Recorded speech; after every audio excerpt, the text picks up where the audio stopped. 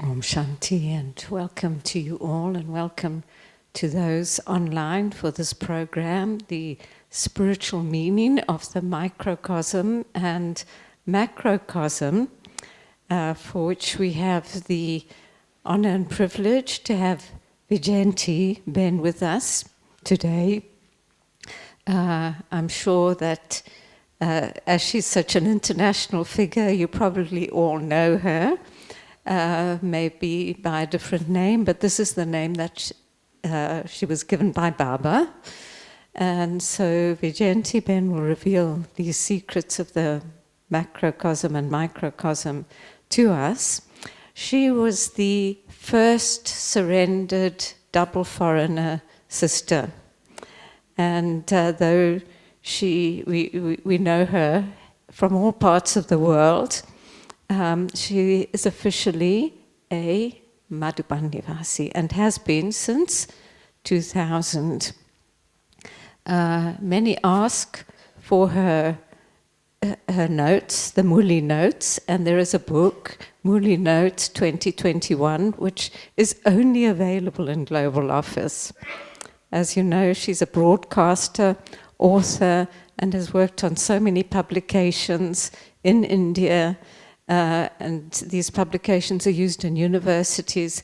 So she really is tireless in offering her churnings, her expertise, and her spirituality to the yajna. So welcome, Vijayanti Ben.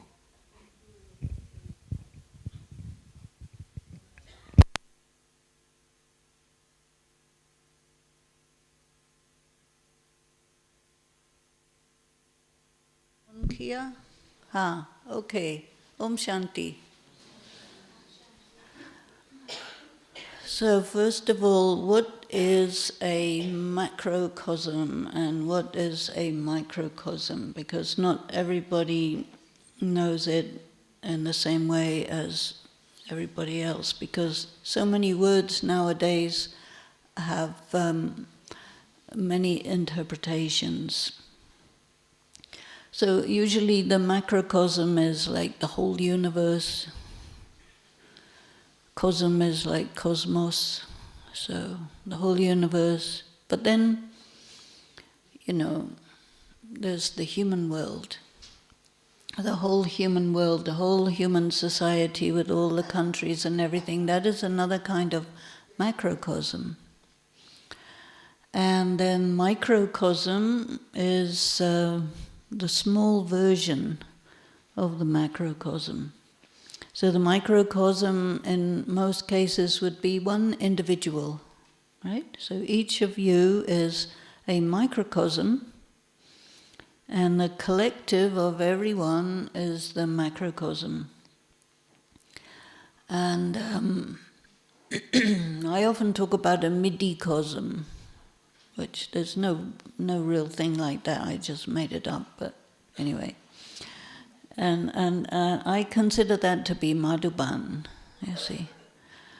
And this is actually quite important, because what is Madhuban? It's not just a set of buildings up on Mount Abu with some extensions in Abu Road, and then you could say all the centers, they are an extension of that.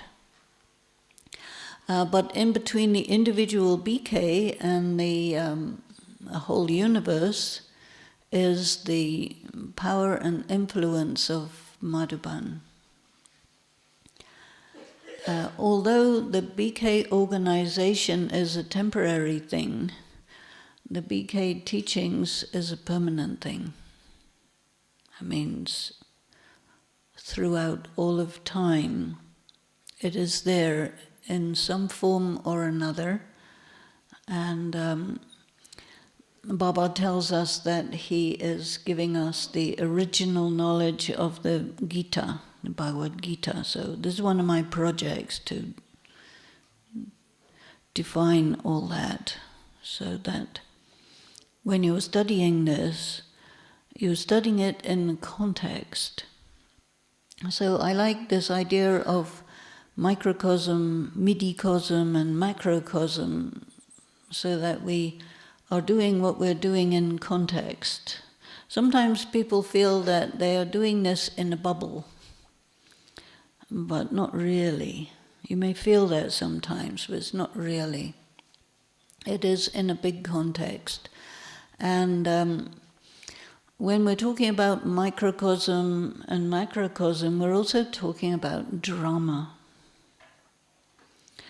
And so you remember that Baba had told us that there are 3 keys, right? 3 keys? You got 3 keys at least.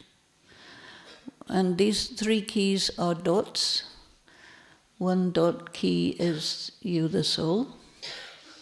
Another dot key is Shiv Baba, the Supreme Soul. And another dot key is drama. And he says these all are dots. So the question I've been asking people lately is, where is the location of the drama? And most people say, well, it's all around. Right?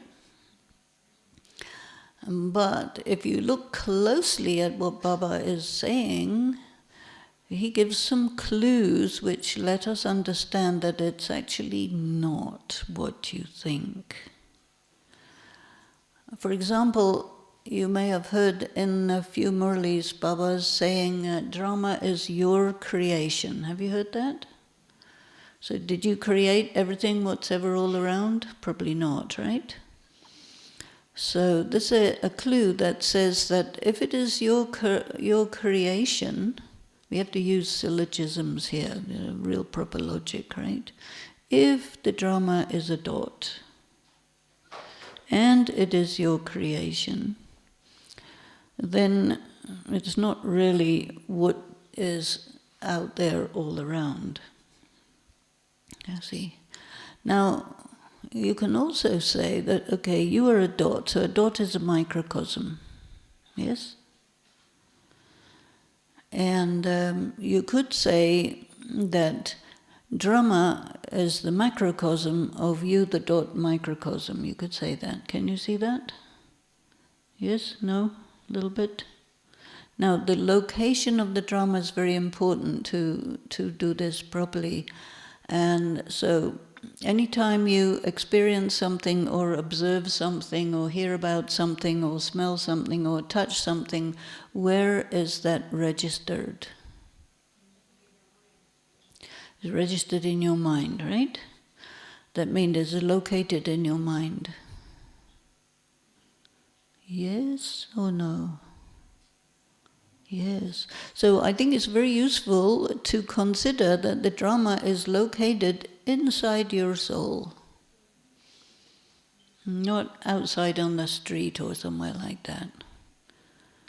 Because anytime you observe anything, like for example, here we are, we're in meditation hall, you see, which has been nicely painted and everything, very nice since I was last here. And so I'm looking at it from this direction, right? And you're looking at it this direction, more or less, you see. So that means drama for me in this particular scene is that way, and for you is this way, right? Same scene, different angle. Your eye is like a camera. We have a couple of cameras here, so they've got their perspective, you see. And they will record it, they'll put it up on internet, and then it will be said that this is what happened, but they don't record anything what happened behind the camera, right? So it didn't happen. Actually, it did happen. But it only happened for those people who saw what's there. Do you see what I'm saying? So we have to think about things less physically and maybe more spiritually. I don't know if this is spiritual or what, but I think so. So when Baba says the drama is your creation, what does he mean by that? Because he gives you all of these informations, like drama is a dot, which is very small, and it can fit in your soul. And whatever you perceive in any of your lifetimes, right? All of this is registered in your soul. And it is, he says, is predestined. It's identical every 5,000 years. He gives some clues. Why is the drama 5,000 years long and not 6,000 or 50 million or 2 or 3 years? 5,000 years. Why? So he says some clues to that. In recent Murlis, one of the clues is, if you didn't know the end, it wouldn't be a drama. Do you remember that statement? A week or two ago in the Murli? Did it went right by you, or you remember it, yeah? So that means the drama is not a physical object. You see, most people think of the drama as a physical object. And they calculate the age of the rocks and say, oh, they're older than 5,000 years, therefore Baba doesn't know what he's talking about.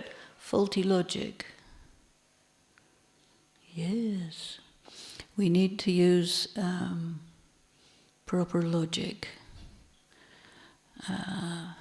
We have an intellect, which is the aspect of consciousness which can detect whether something is consistent and coherent or not.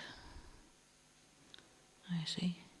In your intellect you have your conscience, which tells you whether it's good or bad. But it also tells you whether it's correct or incorrect, you see. Like 2 + 2 is generally speaking 4. If somebody tells you it's 3.5, you'll say, no, it's 4. You see. So this is what the intellect is for. And so the intellect processes logic. The mind is absolutely non-logical, you must have noticed, right? So the mind is not for the purpose of being logical. The mind is for the purpose of perceiving, feeling, preferences, you taste, all this in your mind. If somebody upsets you, it's in the mind. You see, somebody does something to upset you, then your intellect will kick in and say, therefore, and use a whole bunch of faulty logic. You see what I'm saying? So we're used to operating with an out-of-control mind and faulty logic intellect that doesn't,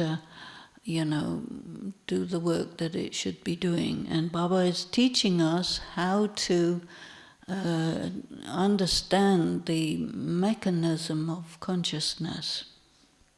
So these keys are very useful.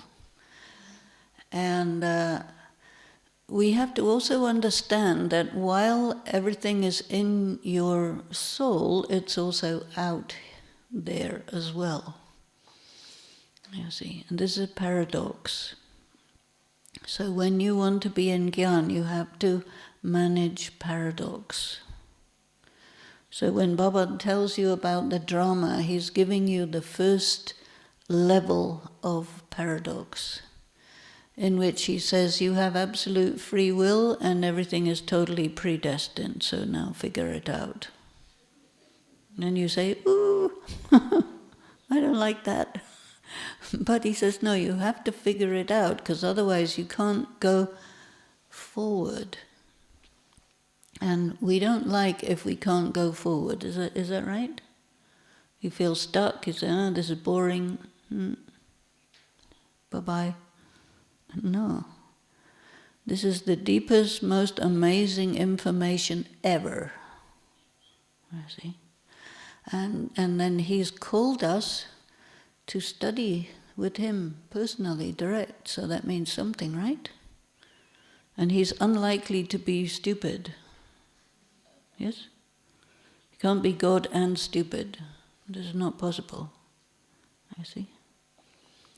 But if you judge God according to an out-of-control mind and a non-functioning intellect, obviously you will arrive at an invalid conclusion.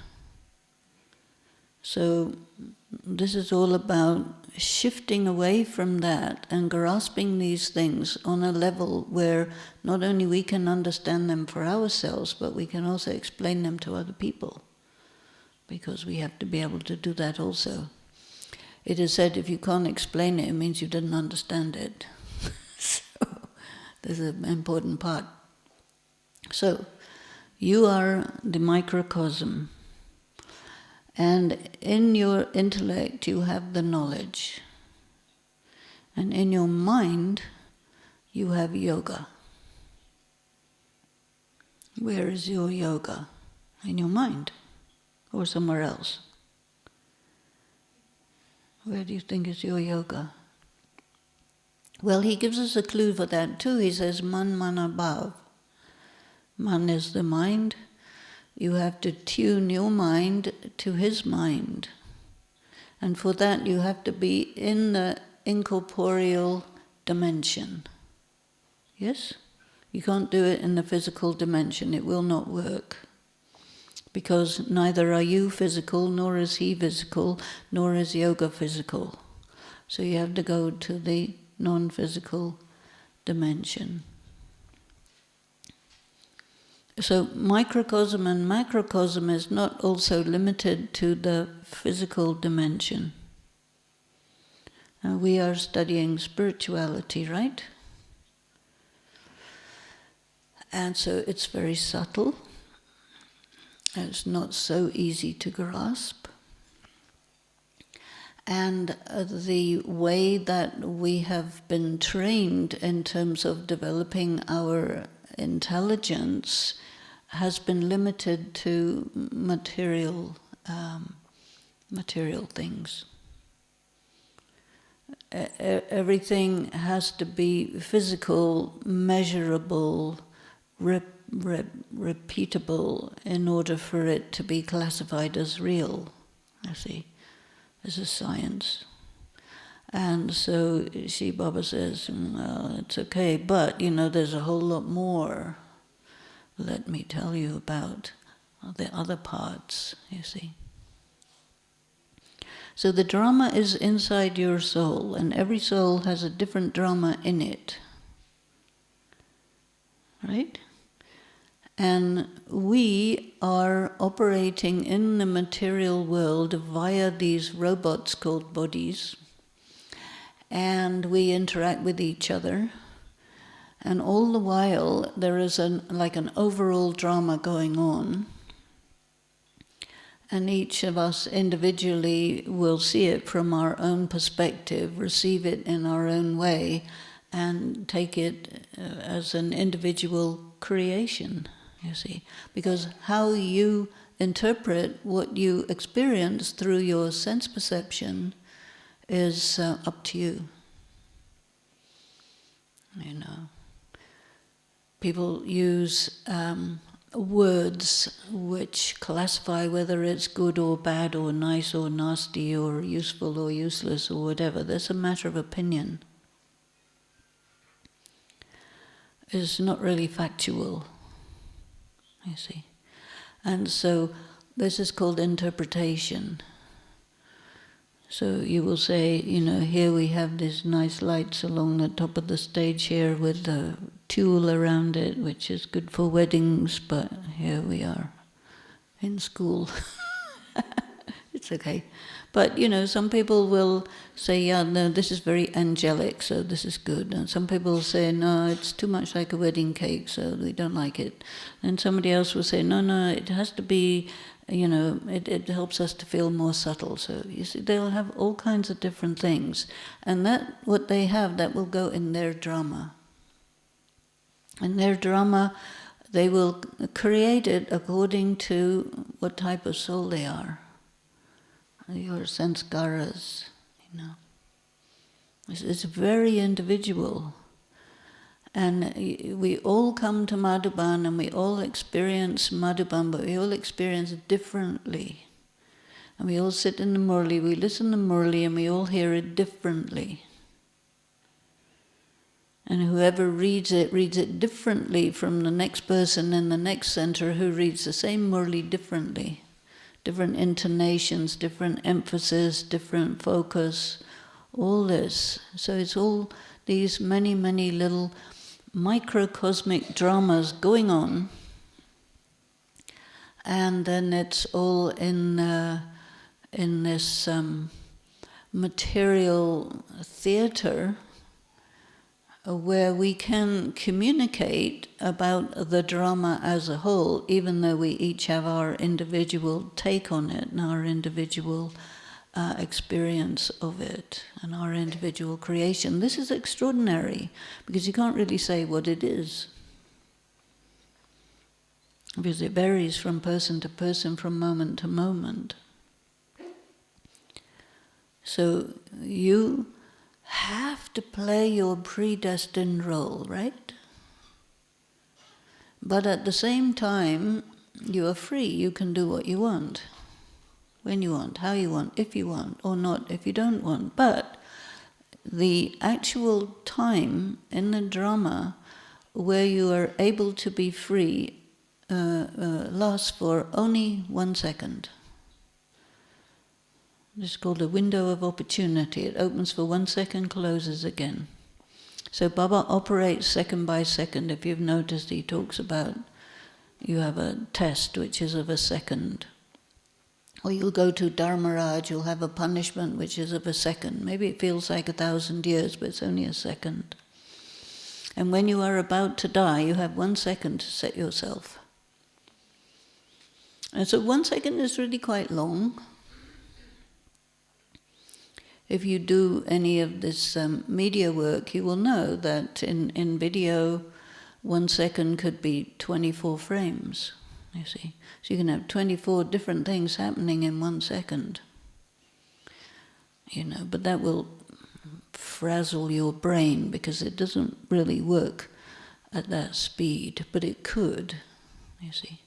Have you ever experienced that you slow down time, like in an accident or something? Time slows down for you to set yourself. So time is very variable. Of course the clock goes according to how it goes, but that's just an instrument to keep us on a certain schedule or not, as the case may be. You've heard of New York time and Indian time and other type of nationalities. Time are variable because of culture. I see. So what is real? This is again a question. What is real? So he says, so you are real. You, the soul, are real with your drama inside you, which you do. There are occasional moments when you're actually free and you act and you get what you want done. But a lot of time you miss the moment, yes? And other times you are in circumstances which are so powerful that there's nothing you can do about it. And at that time you have to just surrender to the circumstances. But there are moments when the drama says, okay, your call, what do you want? You have 1 second, figure it out and do it. I will be cooperative, but you have only 1 second. 1 second passed, okay, now my turn, you see? So our knowledge of reality as we study these things is getting much less rigid than it has been when we study things in a what we call lokic way, I see. Memory. You remember things. You remember things correctly, incorrectly. You forget things. Or if somebody asks you, okay, you know, you get it. Have you ever been interrogated by police or something? They want to know what happened, what did you do, what did you see, etc., etc. They make you say it many times because if it's if you're telling the truth, you won't change your story. If you change your story, it means you're lying. I see, that's how they know.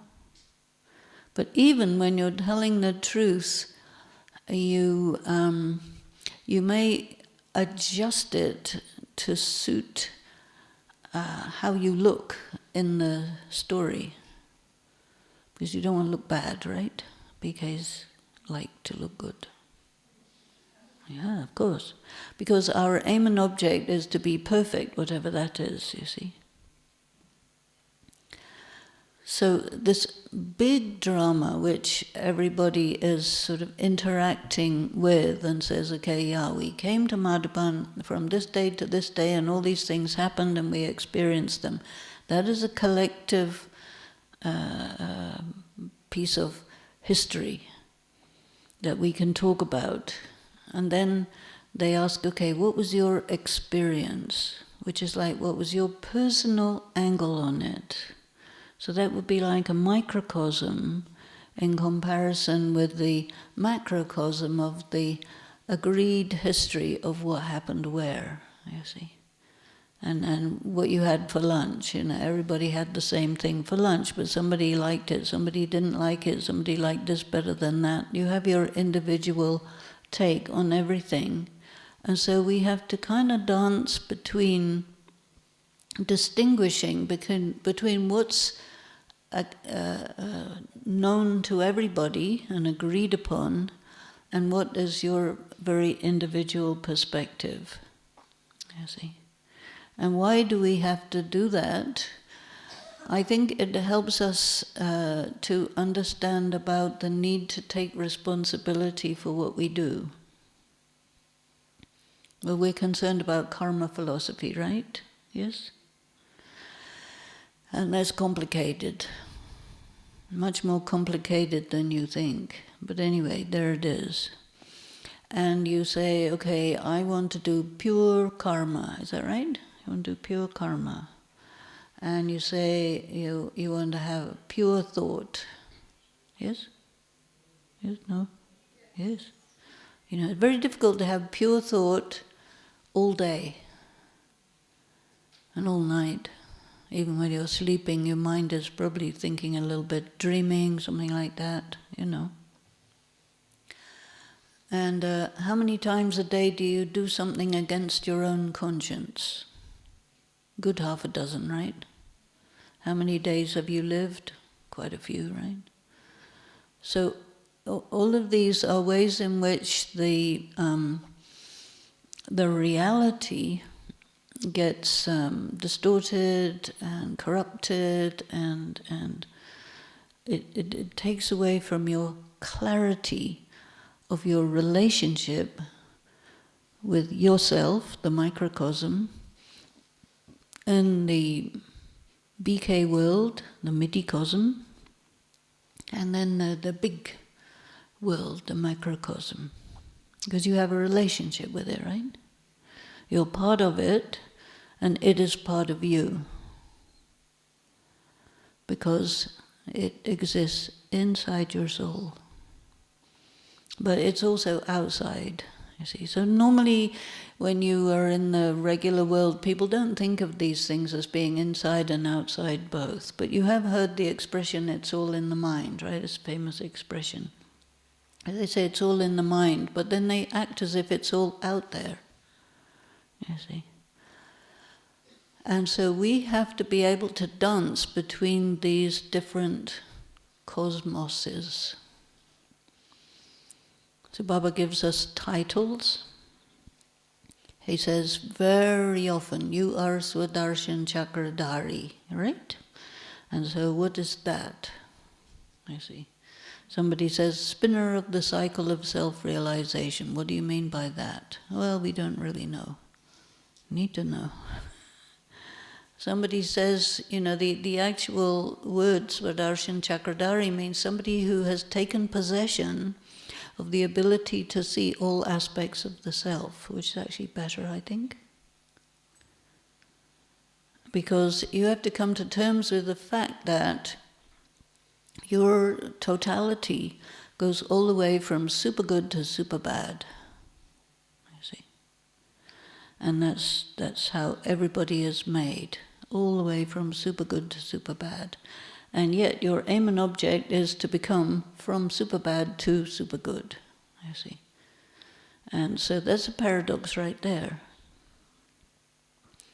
And then because of the influence of the way the body-conscious authorities of the world want us to think, there's a clash. And so how Baba is showing us how to think and how the world is showing us how to think is in opposition, it's in conflict.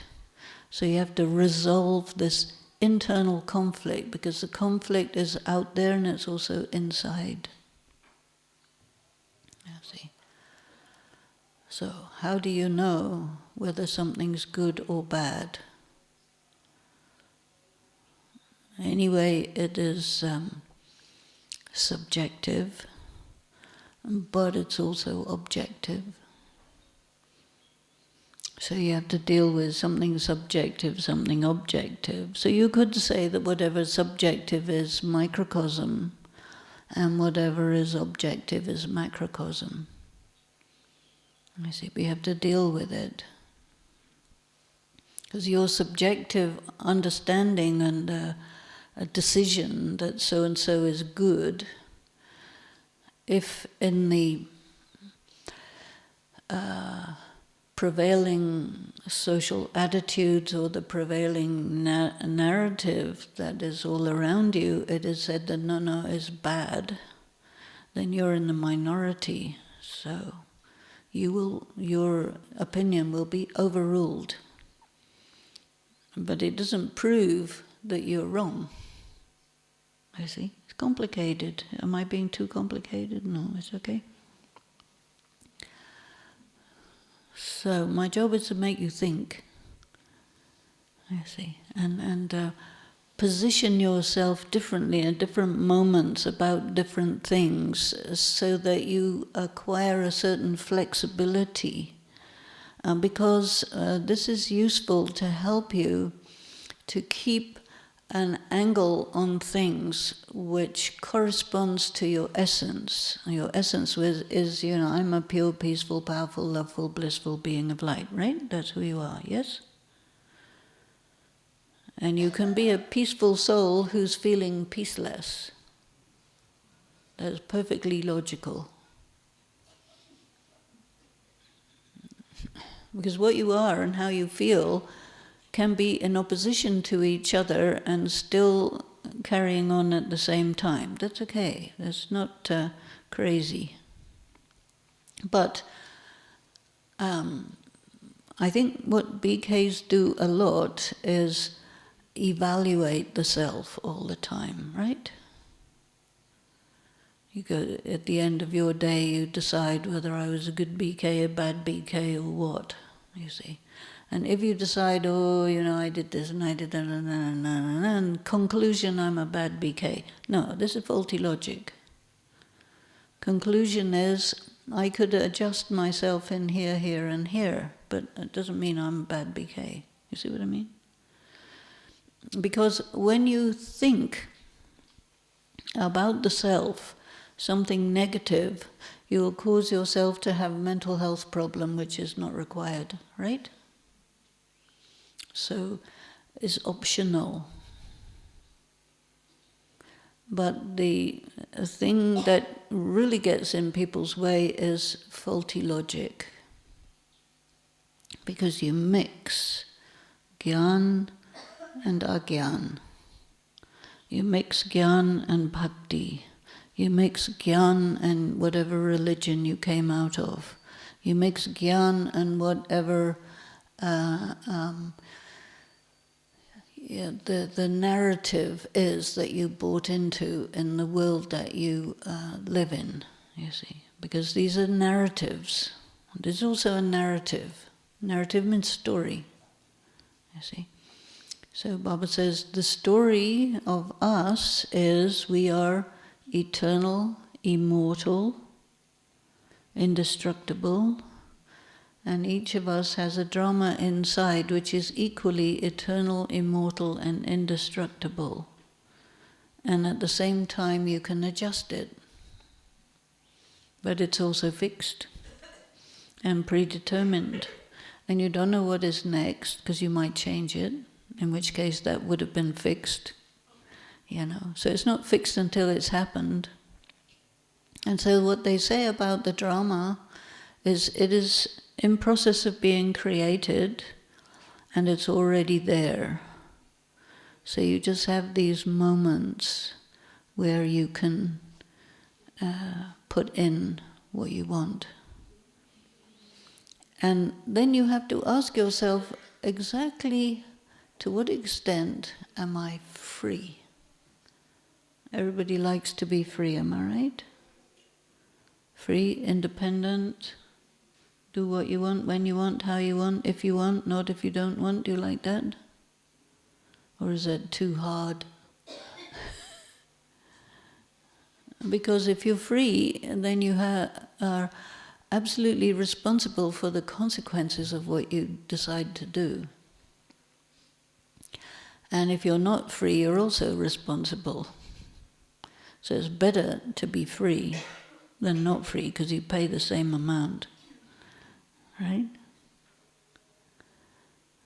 So to grasp your freedom, it is essential to assert your identity. You're a pure, peaceful, powerful, loveful, blissful being of light, and you're an actor, and you play all sorts of different roles, which have nothing to do with the fact that you're a pure, powerful, loveful, blissful being of light. Right? Yes or no? Yes.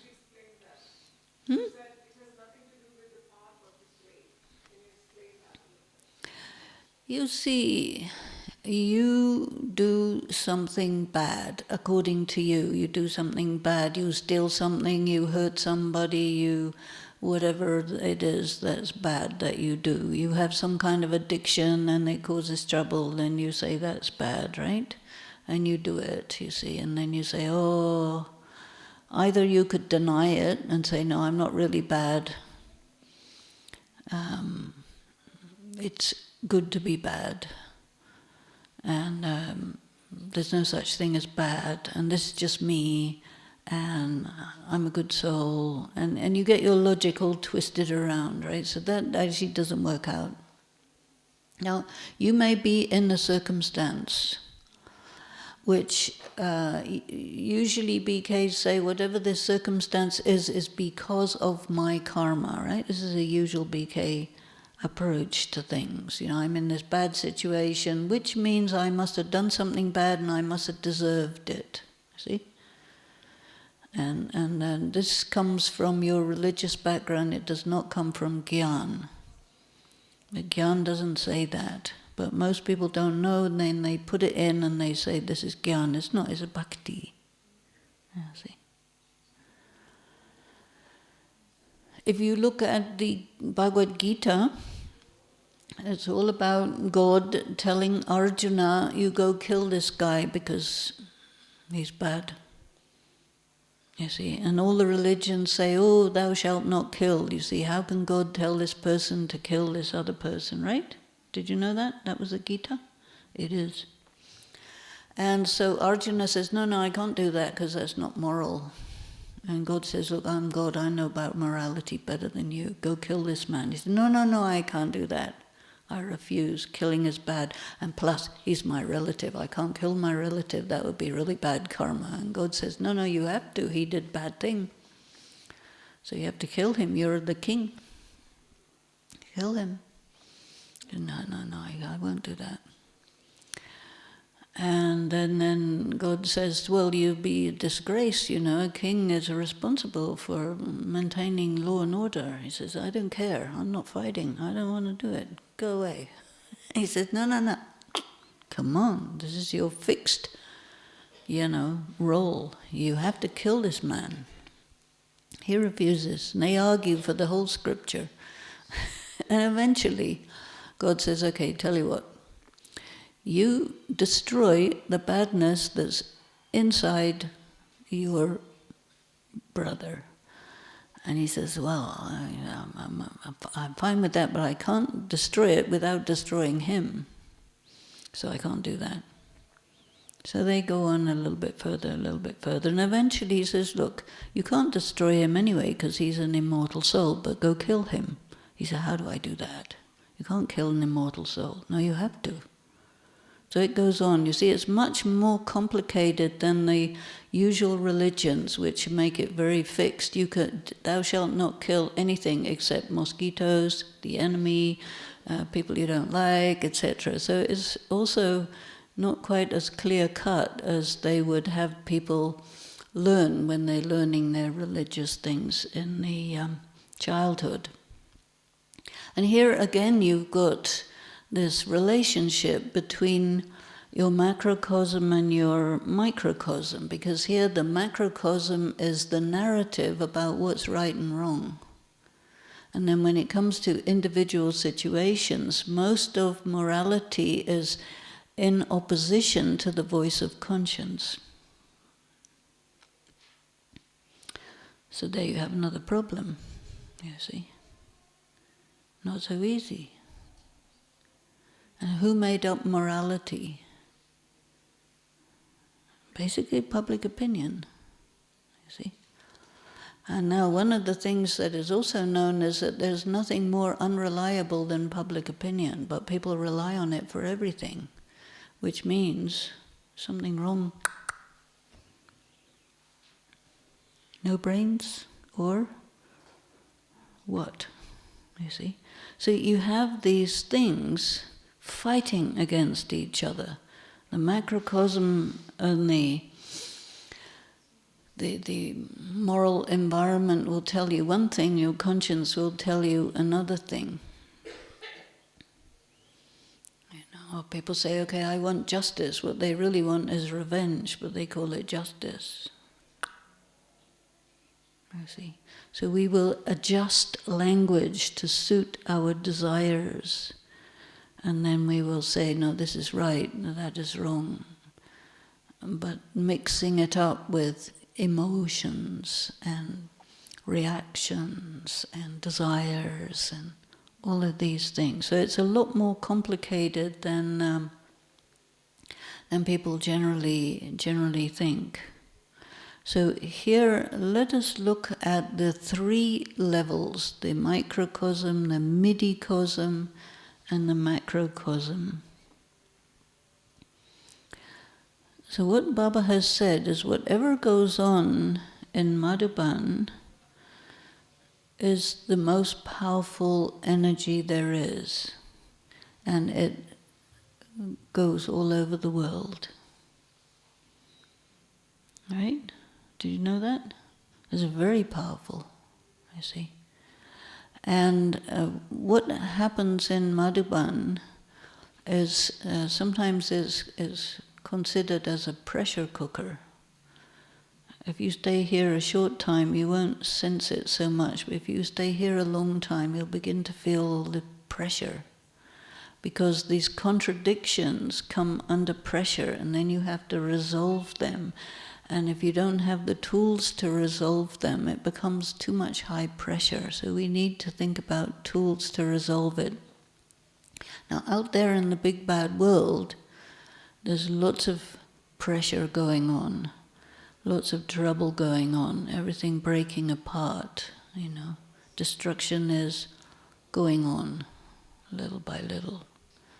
And the way that BKs manage the pressures of Madhuban is such that you can manage anything. That means you can manage your own microcosmic pressures and the pressures of the world. So this is a very, very powerful phenomenon of Madhuban, where there's the power of God and there's the force of Ravan full on, and we are sandwiched in between. Is that okay?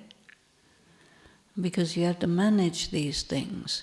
Because eventually, going back for a moment to the laws of karma, eventually we have to go to neutrality. So we have to become absolutely neutral in the face of our own goodness and badness, which goes totally against what people normally think is morality. So we have to deal with that. Now I'm going to give you some time for some questions. Are you going to come and ask me some questions? Om Shanti.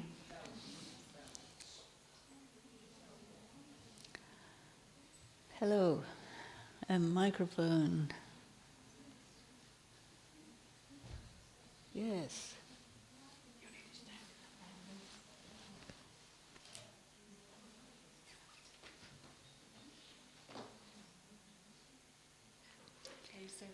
Just a sec, he has to turn it on. A little detail.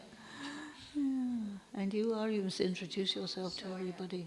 So I'm Karen. Wait, you haven't got the microphone. Yes. Yes, you got it.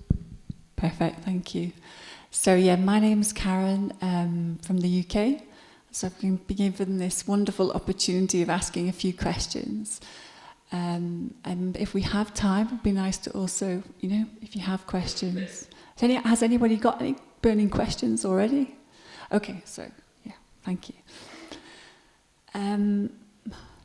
So thanks, lovely to be here and have this opportunity. And I think over the years I've attended a few things with you as well, and so yeah, great to have this space together. And so one of the things that's kind of struck me as you've been talking is as BKs, how we can perhaps, muddle things up in our own kind of fuzzy logic and arrive at, how we need to go about things, when actually maybe, life has a different plan to offer us, but we choose to take a different route. And so in these kinds of scenarios, so let's say, you're asked to do something, it's going to take you out of your comfort zone. There is, there's people out there, BKs out there as well that, have made the decision that they want to focus more on yoga at this time, in the world. And maybe take a seat back, from being so active in service, perhaps. And so, these kinds of decisions that are being made, how to kind of really truly navigate that for yourself in terms of your own stretch and perhaps possibility? Well, you have to consult your conscience, you see.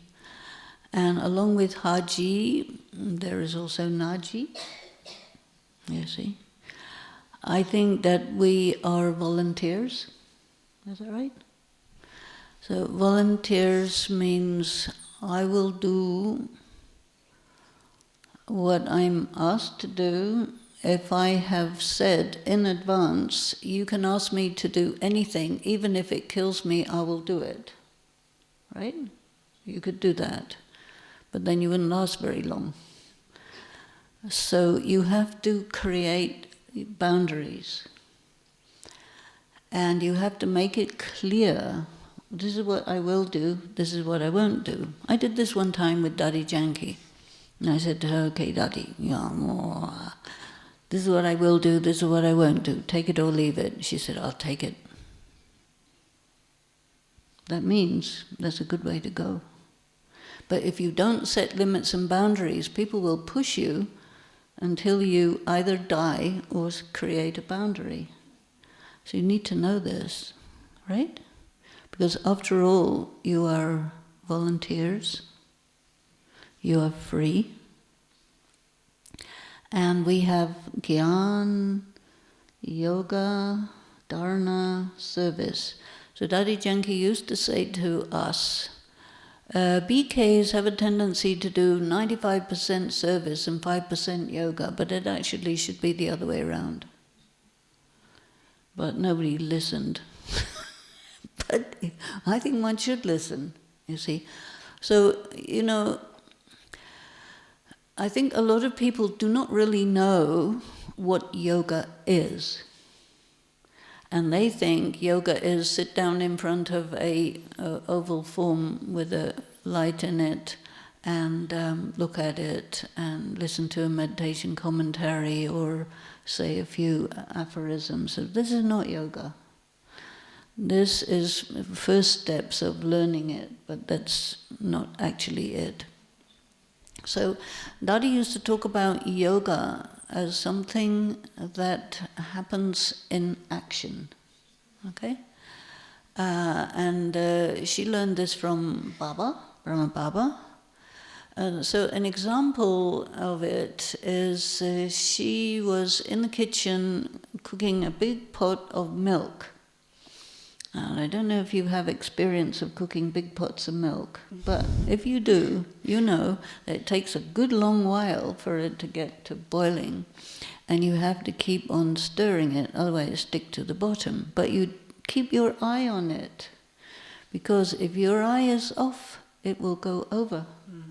And that happened to her. And Baba said, no yoga.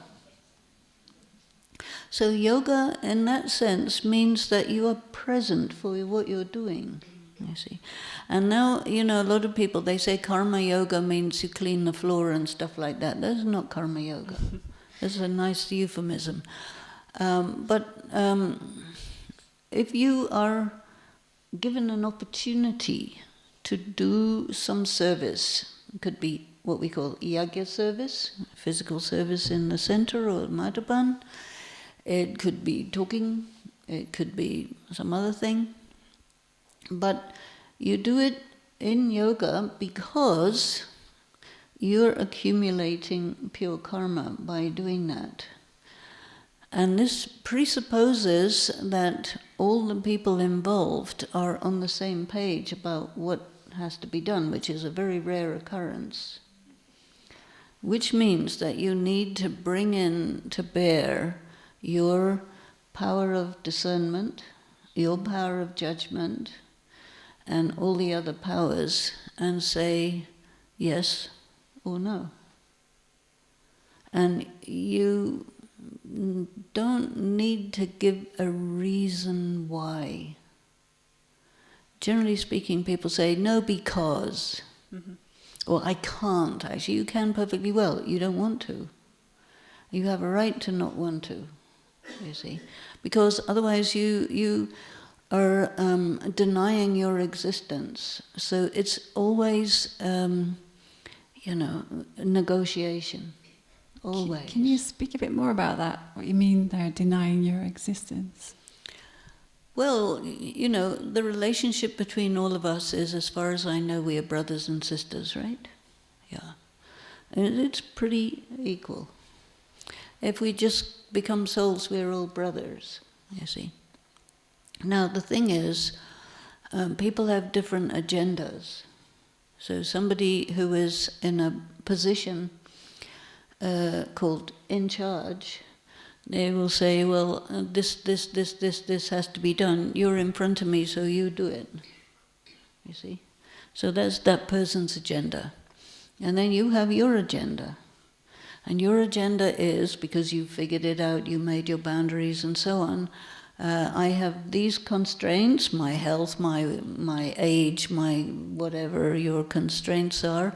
I can do this type of thing, but not that type of thing. And I have a right to say yes to this and no to that. And if somebody doesn't like it, you negotiate. And then you arrive at consensus.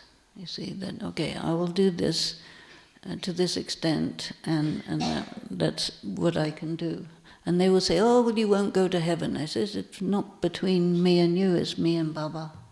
And your conscience, right? Well, you listen to your conscience, you see. Because otherwise, if you do something you don't want to do, then it means it's not service. And also, Baba had said, if you are organizing a service event and anybody who is participating is, distressed about their involvement in it, then that's not service, you see.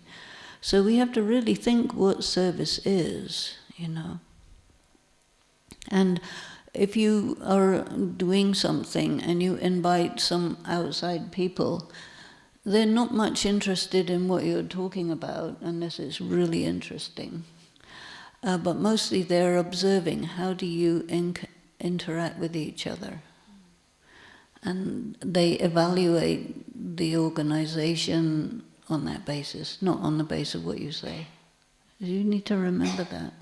You see, so the relationship and how we work with each other, how we care for each other, how we create opportunities for each other, but we don't have any right to give each other distress or pressure or slave or what. Sometimes we all collectively decide to do something 100% impossible, but we are so crazy that we do that. At least we used to be. I don't know how people are now. But then we knew that we would push ourselves to the limit, and we all agreed to do that. And then we found that Baba made everything so easy that we ended up, quite fine, not too exhausted, and everything worked. And we thought, that was impossible. How did that happen?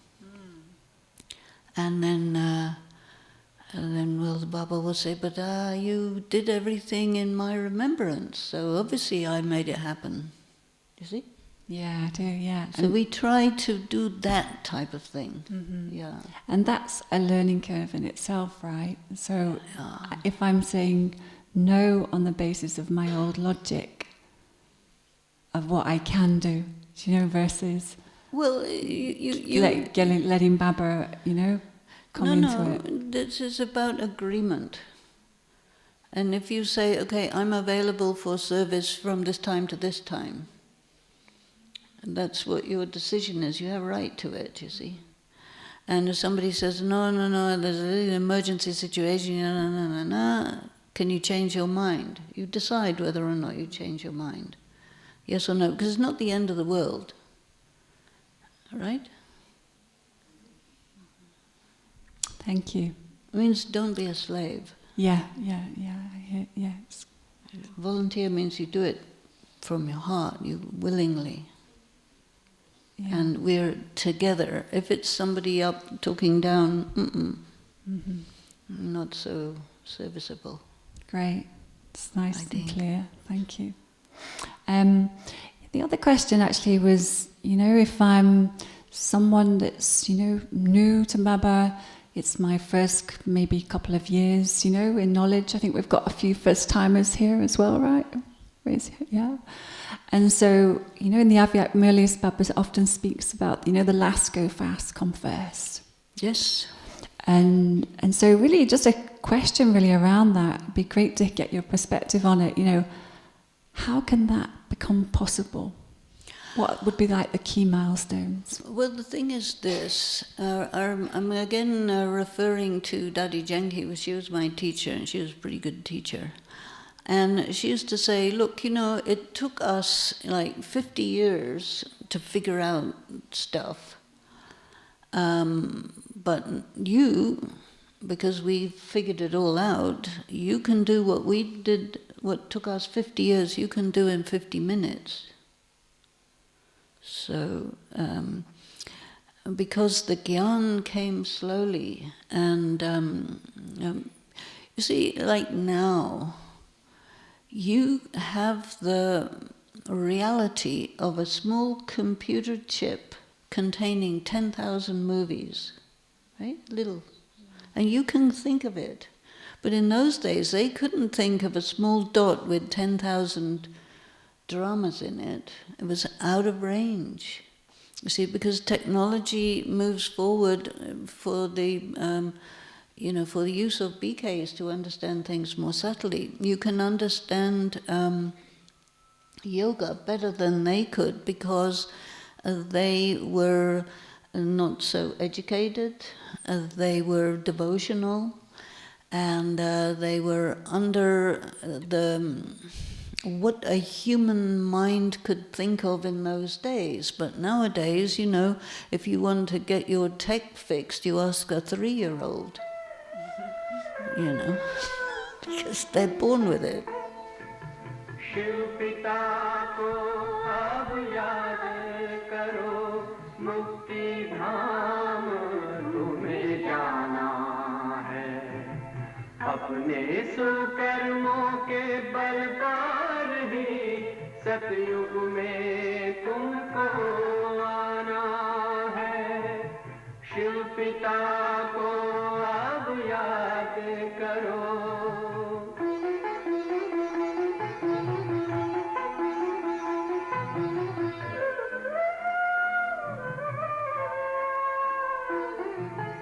ये संगम का स्वर्णिम युग है, शिव पिता फिर से आया है। ब्रह्मामुख से शिव बाबा ने वही गीता ज्ञान सुनाया है। कलयुग का अंत अब आया है, विकराल विनाश खड़ा आगे। अब हम सबका शिव पिता ने बतलाया है। शिव पिता को अब याद करो।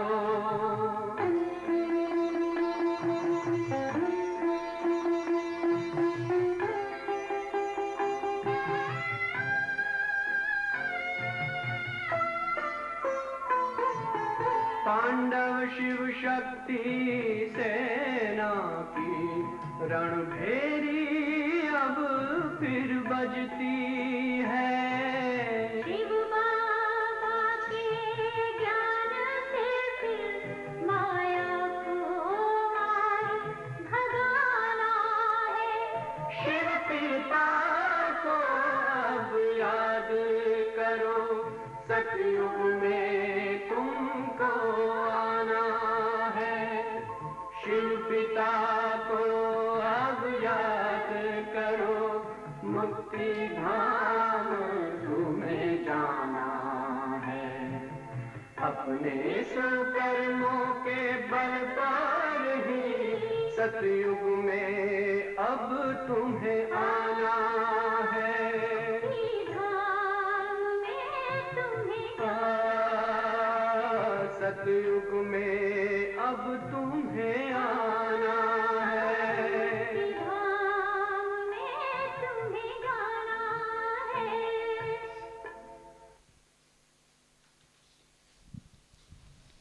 So we're going to stretch time. Oh, I know we definitely had another question, so I don't know if you wanted to say anything extra about that, and we could maybe take No that problem, question. but you have some more too. I do. Are we all okay for time? Yeah, great. 5 minutes.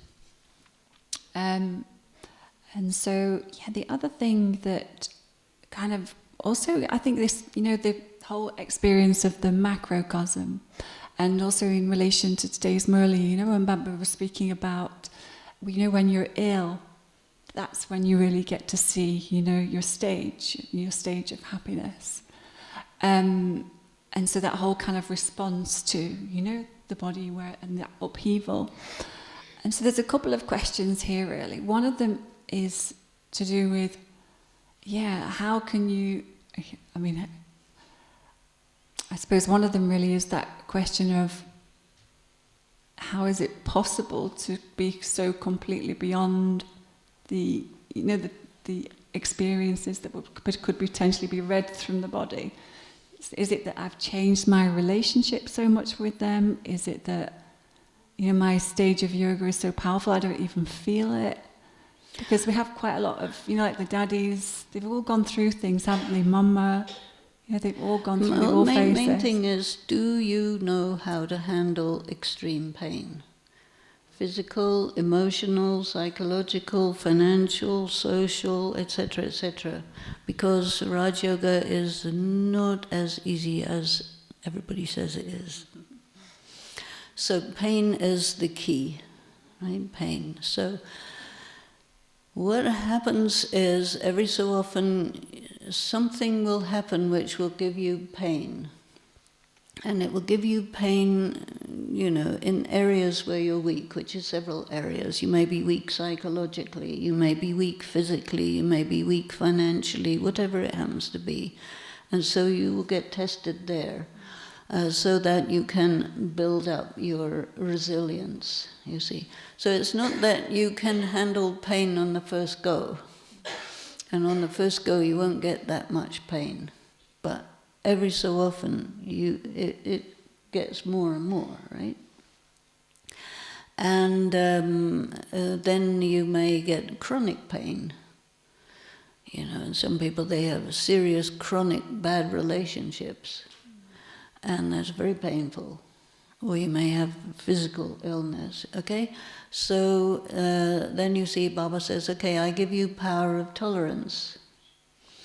And the various different things. But you just have to learn how to actually detach yourself from the body, detach yourself from the situation, have faith in Baba. All of these things are tests to let you be put in such a difficult situation that you have to figure it out.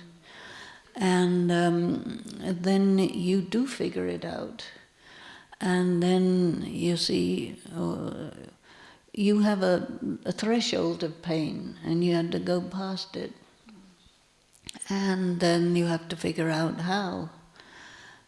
Because anyway, pain is in the mind. And usually the problem with pain is you resist it. And then you have to figure out that, well, resisting it is going to increase it, because what is pain? Pain is the greatest teacher ever after Shiv Baba. And so what is its message? It has a message for you. And until you surrender to it, it's not in a position to tell you its message. So this is really how it works. And so, yeah, how can you get, you know, like you mentioned, surrender to it, and hear its message. Well, so you have how to can I let get more? go. How can I get more agile in that process? It's about letting go, really surrender, let go, you know. Like if you're on top of a 10-meter diving board and you have to make a dive, can you do that? No. But maybe you might have to, you know. So then you have to have faith and jump. And tell yourself, it'll be fine. All I have to do is let go. And it's really like that. You see, and then there's also, they know, oh, this person is doing this and blah, blah, blah, all these stories that happened, you know. And it's like, you have to say, oh, you know, this person has no option. They have a predetermined fixed drama to be this way. So have a nice day. Less competition for me in the BK competitive system, right? So what's wrong? You have to, you know, Baba has something called power of transformation. You have to turn it around, make it to your advantage, you know. And you need plenty of humor. Don't take it too seriously. So how do we increase our power of tolerance? Well, you just keep walking through fire, you know. Inviting it. Yes. Yes, because you see, when you progress having passed some exams. And exams, usually people say, oh, you know, this is specially designed to make me fail. But no, it's not. It's specially designed to make you pass. But you have to know that. So kind of living with that reframe, really.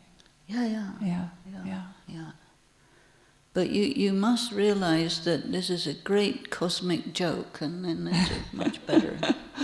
From Baba looks at us and he says, I'm watching Tom and Jerry, you know, all the time. Yeah.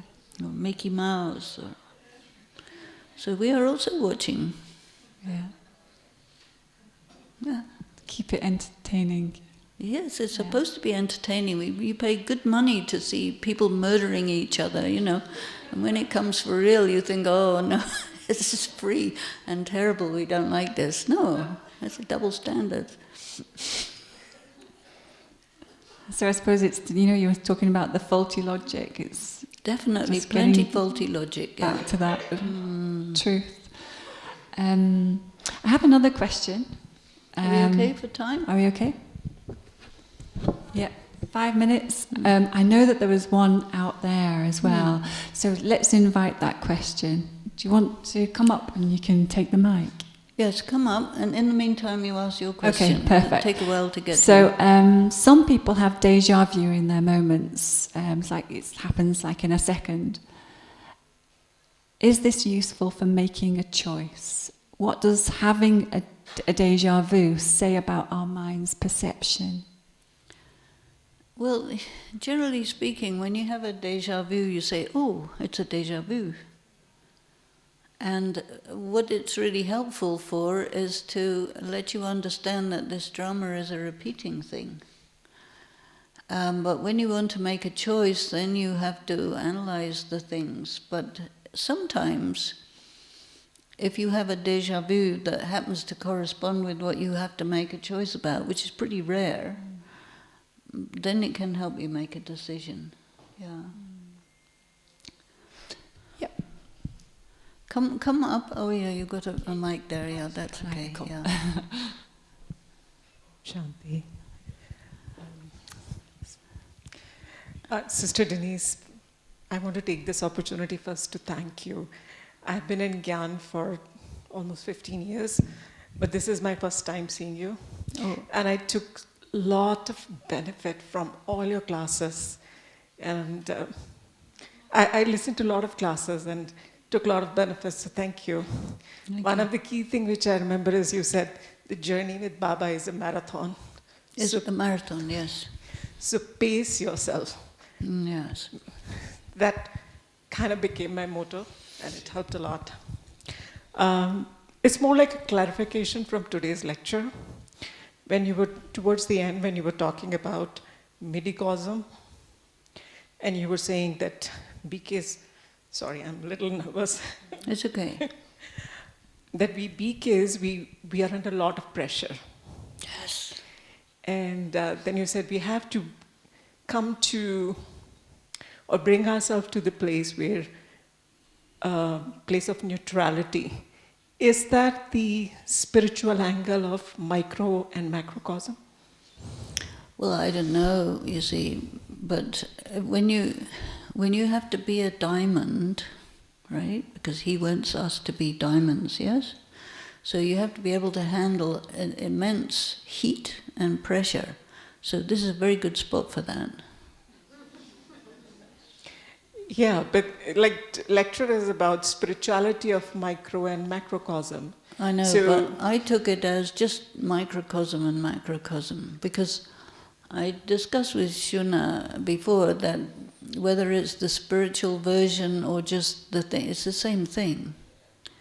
The idea of microcosm and macrocosm is that the individual and the whole collective, they reflect each other. yeah. Spiritually or non-spiritually, it's the same thing. But we have to be spiritual here, so we put the word spirituality in, but otherwise it's it, you know. Yeah, but like in our journey with Baba, with the microcosm and macrocosm aspect, doesn't matter what it is. The point is to go through the journey enjoying the drama, because it is meant for entertainment. And I thought when you bring your mindset to neutrality, that's when you actually enjoy the drama. Well, yes, one needs to be neutral about everything, because otherwise, you know, there's a little shloka in the Gita which says that Maya takes the soul who's in his boat on the ocean in a big storm and takes him off course. And that's how it is. We are in a boat, which is often in a big storm, and we get taken off course, and then we have to find our way back using 3 stars. Have you seen there's 3 up there, the Orion's belt or something? They're pretty good for this. And then we'll find our way back. The thing is, don't take yourself too seriously. Yeah. Because if you take it too seriously, it's too painful. Yes. So if you say, it's okay, it doesn't matter, pick yourself up, dust yourself off, get going again, don't give up. That's what I think is a good thing, don't give up. Yeah. You know, yeah. Thank you so much. And you know, when people are instruments for you to get serious heat and pressure, think that this is Baba strengthening you. Nothing to do with that person. They're just instrument. But you're the one who's experiencing the drama, and you have to make some choices about how you interpret it. To your advantage. Always must interpret to your advantage. And don't ask, why is it like this? Because the answer is always because it's useful for you. There's no other answer. Then you have to find out, how is it useful for me? And you find it out.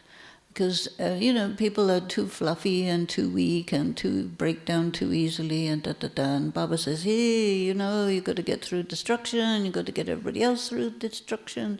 So you have to be hardened. Just a little bit. So I'm sure that we better stop. Yeah, so I want to thank you very much on behalf, of everyone and everyone online with us, for joining us today. Thank you.